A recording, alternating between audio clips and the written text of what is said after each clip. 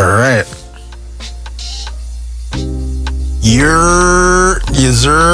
Shout out to the intro. Welcome to Rich Talks, podcast where we do music commentary, cultural commentary, deep dives, and just interesting topics in general. I'm your host, Unk, aka Ree. Now let's get into it. What up, y'all? So today I have a bit of a very special episode in a very special studio with a very special guest. Y'all give a round of applause for Chucks. How you doing, brother? Doing great, man. Fantastic. Beautiful, beautiful. So, first thing I want to say, obviously, is happy Men's Mental Health Month to you. Thank you. You too as well. Yeah, thank you. So, in honor of Men's Mental Health Month, let's start off with like a health check. How's your mental health, brother?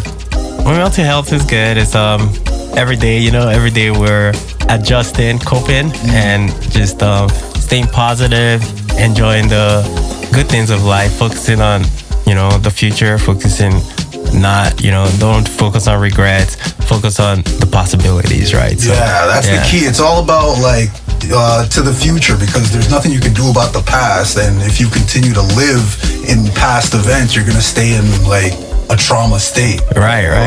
And shout out to Lucy Lowe, right? We're at Lucy Lowe Studios, and he said every day is a fresh start. Every day, baby. Yeah. Shout out to Lucy Lowe Studios. All right, so going on from that, I'd say like from your experience, what are some like common challenges that men face when it comes to like our mental health, would you say? I'll say we don't get checked on a lot. Like people just seem to think, he's a man, he'll be all right. Yeah. Everything is good, he can figure it out. Yeah. But it'll be good if someone just asks once in a while, how are you doing?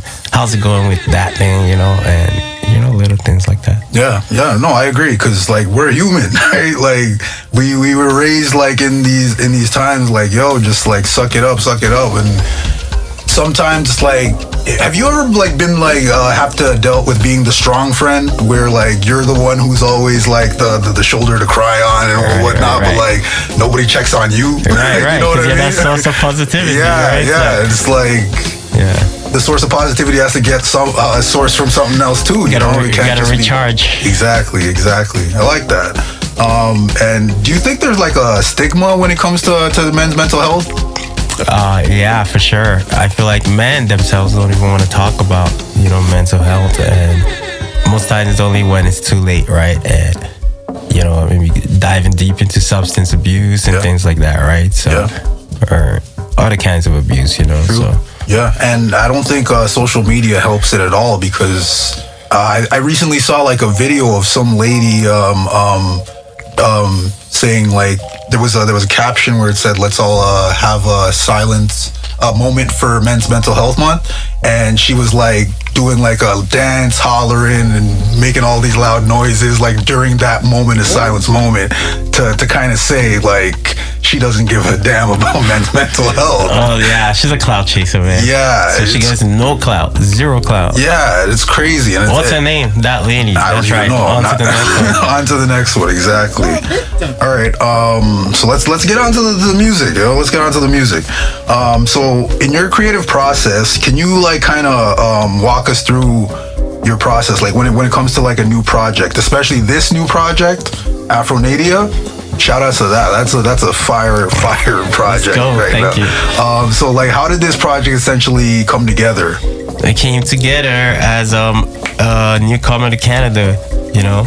Me being an immigrant, coming here from Nigeria, moving here at a young age and just trying to figure it out, and the reasons why I moved here, my story, from when I got here to where I am now. That's what it is basically, and it reflects a lot of other people's stories, kind of thing. Mm-hmm. So like, what does AfroNadia mean? AfroNadia is like that experience of an African basically in Canada. To me, that's it, right? Canada, African, AfroNadia. That's how I came up with that, right? But I also look at it as it can represent the experience of any newcomer to a place. Like you left your home country, you're now in a foreign land, and you're trying to figure out why you came here, you know, mostly to hustle, to make a better way for your family. And you're going to figure out your way around that. And, you know, in the process, you're going to meet people, develop relationships.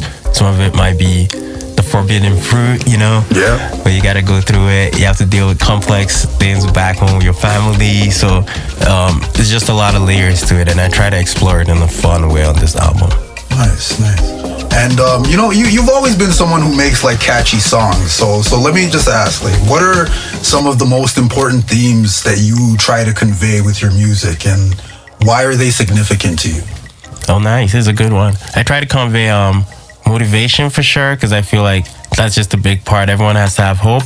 I feel like if you have influence, you have to use your voice for the right reasons. So you have to use your voice to uplift, as opposed to you know, just bring people down. You have to unite. So unity is another trait as well.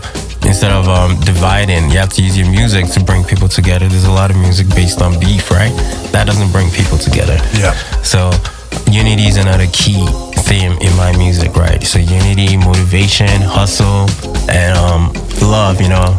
I'm a lover boy too. So that's one of the essences of music in general, is the unity, right? It's supposed to bring people together. You're right. And then when people get together, I feel like, you know, most times you should get together and have a good time, right? Regardless of what's going on. So that's part of a lot of my music, to encourage you to have a good time. It's stuff you can play when you're having a good time. I make sure it's up tempo, danceable, things like that. Nice. So you're embodying the essence of music, essentially. Exactly. The real essence, true essence of music.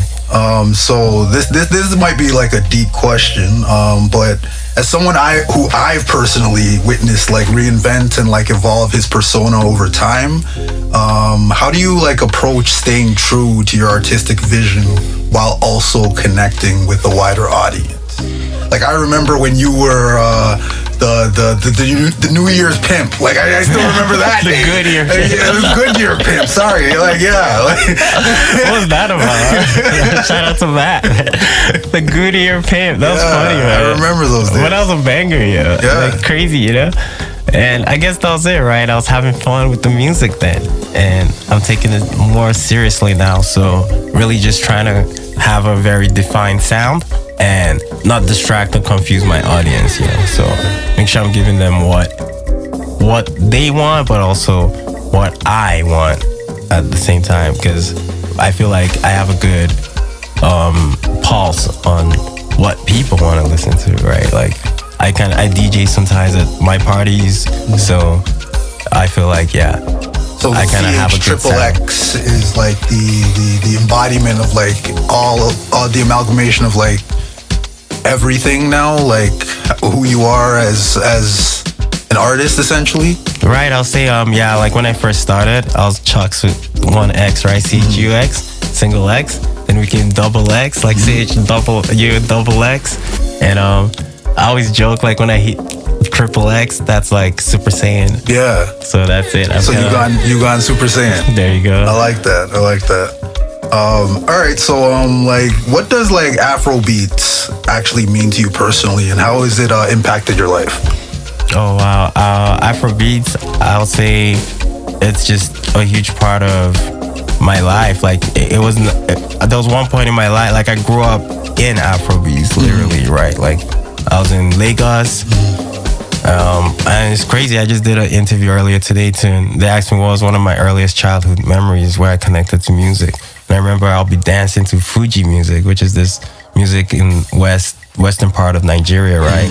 So artists like Shina Peters, I'll be dancing to their music, right? Like crazy. So how's that sound like? Yeah, it's like Ashake kind of did some stuff like that today, but it's like a lot of talking drum, fast tempo, like it's like a vibe, you know? Crazy. So it's like party stuff. So just from that age till now, like I feel like I kind of like went through stages where I was listening to a lot of Afro beats, and then I kind of like started listening to just hip hop and producing only hip hop, and you know. I mean, you did good with those productions. I'm just saying. right. It was crazy, but then I just felt like I wasn't representing myself really, like representing where I'm from And, you know, I rediscovered Afro beats again because I started going out to the clubs, rolling with my boy, shout out DJP, and, you know, just checking out the tunes. And I was like, wow, this music is beautiful. I went back to Nigeria. When I came here, I didn't go back for 10 years, right? So when I went back, it was great, you know. I was like, whoa, this is what I've been missing, you know. It was all about the vibes. The music was everywhere. I was like, whoa, this stuff sounds lit, man. Dope, man. So I came back, I was like, yeah, I gotta tap in, and I kind of like foresaw this whole Afro beats wave too. Really? Yeah. I was just like, I made my first Afrobeat song, like, I think 2017, 2018, around that time, right? Like, I was just like messing around. Simple Lifetime? Yeah, that was right around that. Like, that's when I did Maradona. Like, yeah. The end of it. And it was just for fun. I was trying to like figure out the sound, you know? And then from then till now, I just kept working on it. Yeah. Oh, man. I feel like I'm peaking at the right time. I like this. Well, maybe not peaking, but discovering the sound. Right. Okay. So like, what are some of some things that you're passionate about outside of making music? Oh, wow. I'm excited about creating in general. Yeah, just being creative, creating things, websites, ideas, brands, concepts, events. Yeah. You just have an inventive personality, essentially, right? Right. Yeah. Like we have an event coming up, right? That I'm really putting together, July 19th. I'm very excited about that. Just creating like a platform for artists, right? So those kind of things, like creating opportunities. That's why I started Lit Hill, and you know, we have artists that we're managing there now. So it's like, it's just, let's keep creating great stuff and elevating. I'm also excited about, I like cars. Okay, well, yeah. I mean, you got your car. Yeah, that's a dope car, man. That's a really dope car. Thank you. So I like cars. Shout out Killer James. He got me into that a lot. You know, we used to go to the track, so track day. Oh, you go on the racetrack? Yeah. Cool. Crazy. That's dope. Ripping it. You guys do drifting too, or just the? Yeah, I try. He's crazy. So he does all that plus more, you know. And you need new tires every time. That's crazy. All right. So how would you describe your sound and style within the Afrobeats genre? Like, if you had to versus or sound clash against a famous Afrobeats artist, who would you say you would be more comparable to? Comparable, or like comparable as in like rival to, essentially, right? Like when you listen to this artist, like, yo, you know, this guy rivals this guy. Like me? I don't know about that. I mean, you gotta think big, man. You gotta think big, right? Yeah. I don't know if we'll get back to that one on a later date. You know? It's like he doesn't want to make any enemies yet. Okay, not enemies. Okay, I'll say Burner Boy. Okay. I can see that. Yeah. Me personally, I think you give like more of a Fuse or even a Black Sharif with his sound. Not the same style of lyrics, but like the sound. Yeah, very much like Black Sharif. Yeah, Black Sharif is more like Afro drill. Yeah. And it's crazy because you said that, because my sound, I call it Afro hop, right? Interesting. I like that. Okay. What are your top 2 or 3 favorite songs to perform right now? Oh, yeah. That's good. I'll say, this is hard though. Dance for Me, for sure. Nice, I like that one. That's one of my favorites. That's definitely one of my favorites. Yes, I love to perform that. Carry and Go, I love to perform that too, because surprisingly, even though it's like a vibe, a mellowish vibe, it gets people turned in the club. I don't know what happens, but it goes crazy. What about Of Course? Because Of Course is nice too. That's a turn-up song, man. Yeah, it's a turn-up song. I've never performed that song. What? Yeah, I've never performed that song. You gotta perform Of Course. That one's really nice. Do you still perform Stay for a While? What? No, I don't. I don't even have that song like that. Damn. I should. That song was crazy. I cleared that. Yeah, I paid 1,500 to clear exactly, because like I remember you had to jump through some hurdles to clear that sample. Yeah, I actually cleared that sample. Yeah, so like speaking on that aspect, like what advice would you give to like an up and coming artist that may feel like maybe demotivated or demoralized by something like that, like just having to actually clear the sample? Right. Like I didn't even need to clear the sample. That's the funniest part. Interesting. So why did you choose to go the route of clearing it? Because I thought I believed in the song. I knew the song was fire, and it was just something that I wanted to own. And yeah. So then why'd you stop performing it, man? That's because I guess I just didn't have my dancers with me, yeah, right? Yeah, that's true, man. That's true. Yeah.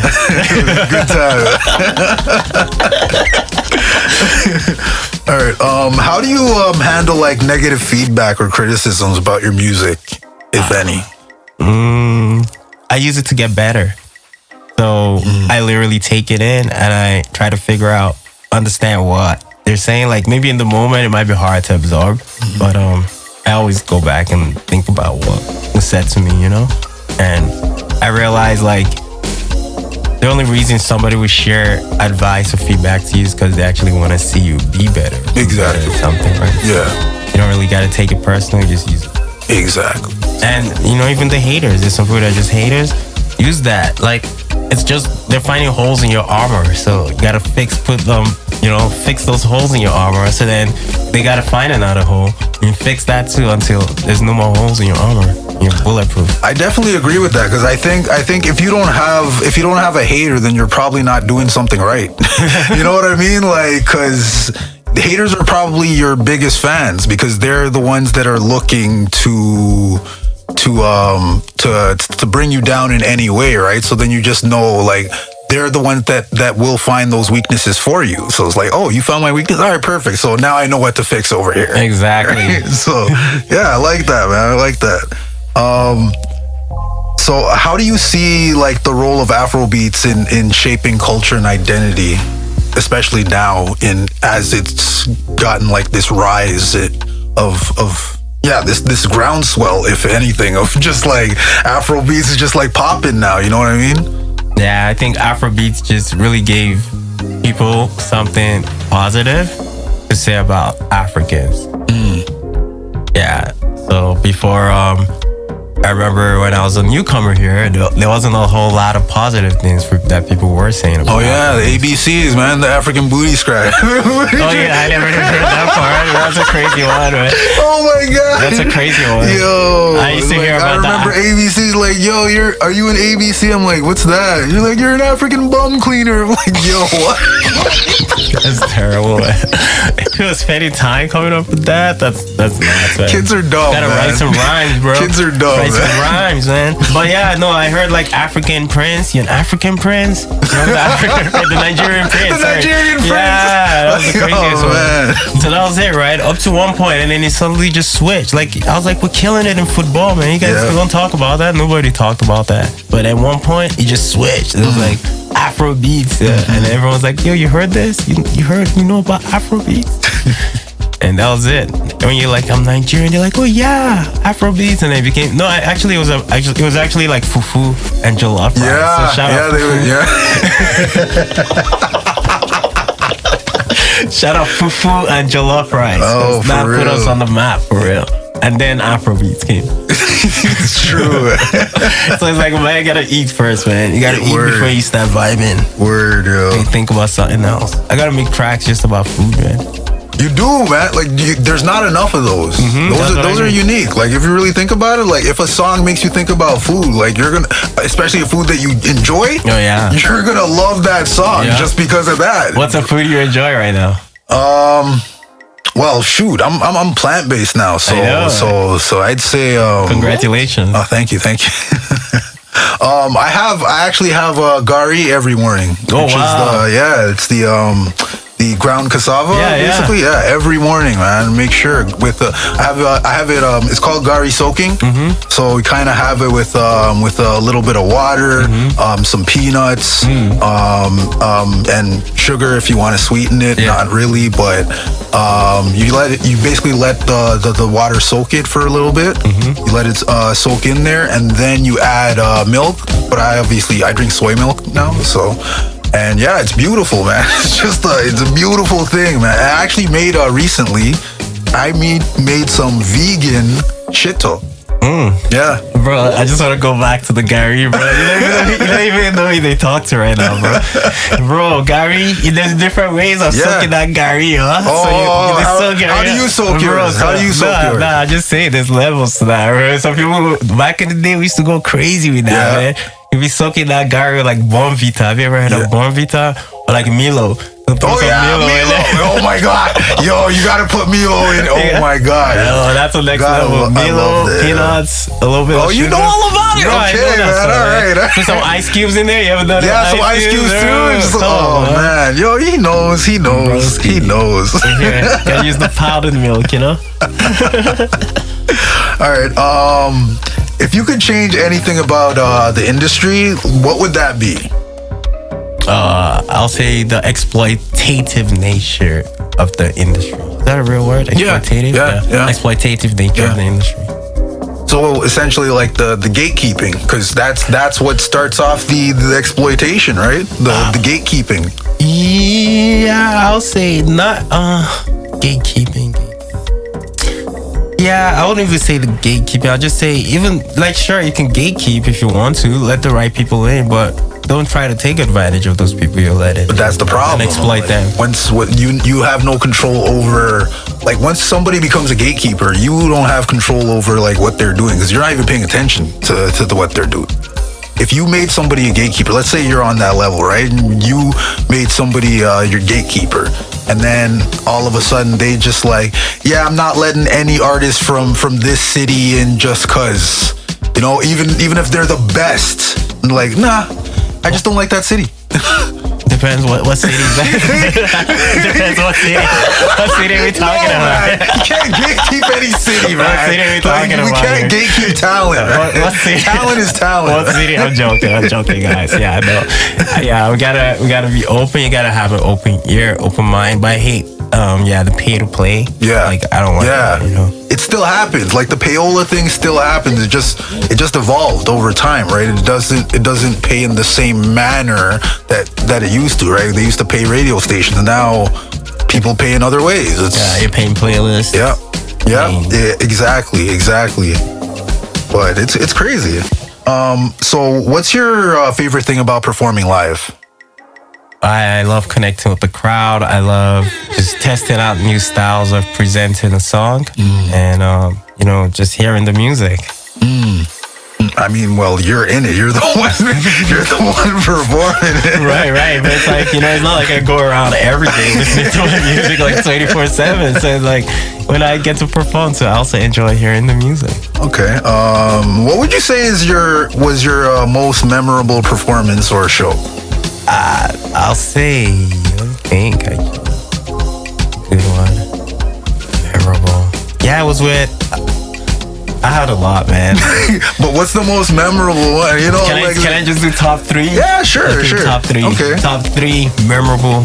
Can I do top 5? Let's do it. Top 5. Let's do top 5 most memorable performances. Okay. We'll do top. We're not doing top 10, top man. We're not we'll do top 3 because it's triple X. I thought you were gonna say top 10. No, we could just go on all night, man. There's a lot of stuff. Okay, let's say top 5. Let's do top 5. So top 5. Number 1 was Painted Lady. I did the show at the Painted Lady. Oh, I remember that place. Yeah, and it was like a small show. Yeah. But the energy that I came with that day was surreal. Like, my buddy James just sent me that video 2 years later. Like, randomly, he just sent it to me again. He's like, yo, look what I found. Yeah, it's like, this is the Chucks I know. That's like a wake-up call. Like, yo. Yeah, so I was jumping. It was crazy, man. The whole crowd was turned. So that was a good one. Number 4. it was during the pandemic. I did a show at Free Play. So shout out Free Play Toronto. Yes, sir. Shout out Free Play. It was great. They let us do a show there in the middle of the pandemic during that break. So we had a break literally where you could actually go out, and then they took it away. They took away they turned into the patio thing, right? Like the weird short. Yeah. We had a short, so that really little short stint, I planned for it, and we threw a show at Free Play, and we had masks on. We had to perform behind a plexiglass. It was crazy. Shout out DJP. He was at that show, but it was a great show, and the fact that we pulled it up during the pandemic, that was memorable for me. So that's number 4. Number 3, shout out Simple Life, SLG. So my most memorable SLG show was at the Mud Club. Yeah. That was a big show, man. that was a big show. Sold out and turned it up, and it was crazy. Lights everywhere. Yeah. Shout out the Mud Club. RIP. It's gone now. Yeah, but it was a great place. It was. And then number 2 would be the performance I had recently with my boy Loomis, Sons of Roses. So it was Sons of Roses? Sons and Roses. Oh, I was about to say. No, it was just very recently, but I had a great time because I hadn't really performed in a while, so it was good to be, back, and I had a fun time with the crowd. My shirt came off. Oh. When my shirt comes up, it's lit at number 1 too. My shirt came up too as well. Takes off his shirt and shows, man. Not always. That's when the show's lit. The SLG shows, like the the lit ones, right? Not everyone. Troy's shirt would always stay off. Somebody's shirt would always Troy's shirt was never on to begin with. So you know what I mean? I was just trying to keep up. But hey, that stage got hot sometimes. Bro, I remember. We were crazy. Remember we broke the stage? We did. Yeah, that Smiling Buddha.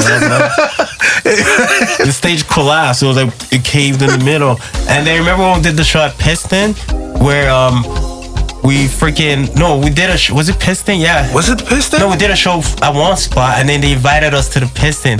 And the spot where we did that show before was lit. Remember when we had the whole Simple Life? Yes. Bowl, everyone came up like everyone. And then went to the Piston stage after we crushed it. Yeah, that was crazy. Like the promoter came to us and was like, "You guys gotta come to my Thursday night show and headline it." And we're like, "Yeah." And we did Rise too. Remember? Yeah. We did it all. We did a lot of shows, man. Bro. So shout out all these organizations, and then I'll say number 1, was the show I did with THT and Beyond the Stars, and that was, I forgot where that was. It was a lit spot downtown in Adelaide, I think. Nice. Yeah, one of the clubs there.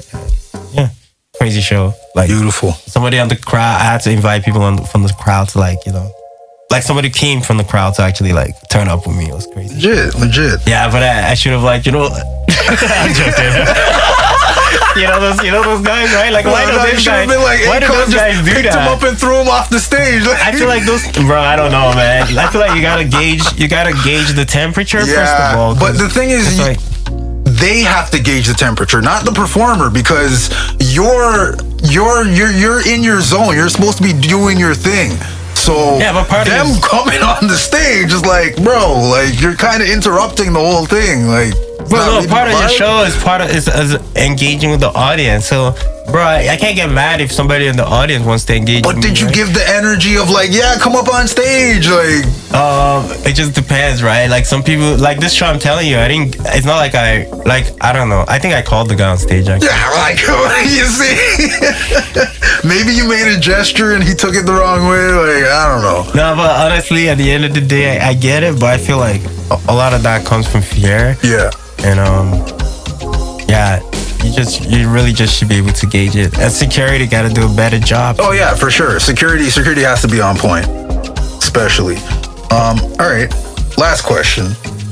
How do you think your music can contribute to a positive change? Oh, this is straight from my bio. I better be able to answer this one. What did I write before that in the bio? Because I think that's the answer to that, man. Just read those sentences right before that. It'll tell you exactly how.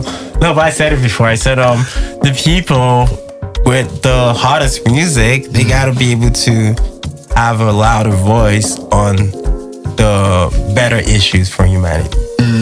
And just speak about better things in the music, right? Speak about things that uplift. And that way, the people that follow them, people that pay attention to that music will, create that change. by following that pattern. There's a lot of like crazy drill music out here right now. Yeah, that's low vibrational music, And to be that's honest. it, right? So, very low vibrational. so that's creating negative change. Yeah. So the same way, if we have high vibrational music, Yeah. create positive change. I agree. We need more heal the worlds, less took her to the O. Like, you know what I mean? Right. That's crazy, man. I was actually thinking about that song the other day, thinking about Bone Thugs and Harmony, Change the World. Yeah. Thinking about Tupac, changes. Yeah. So it feels like you gotta either have the word change or the song world in your song. Yeah. And that's my joke for the night. Come check me out on my stand-up comedy with Lucy Lou every Monday night. We're lit. Let's go. Anything else you want to plug? Out of plug everybody on Lit Hill. Shout out the whole Lit Hill. Shout out Rich Talks Podcast. Thanks for this lovely sweater. And shout out Lucy Lou Studios. We laugh. Let's go. Beautiful. And this has been another episode of Rich Talks. Salute to the outro. Peace.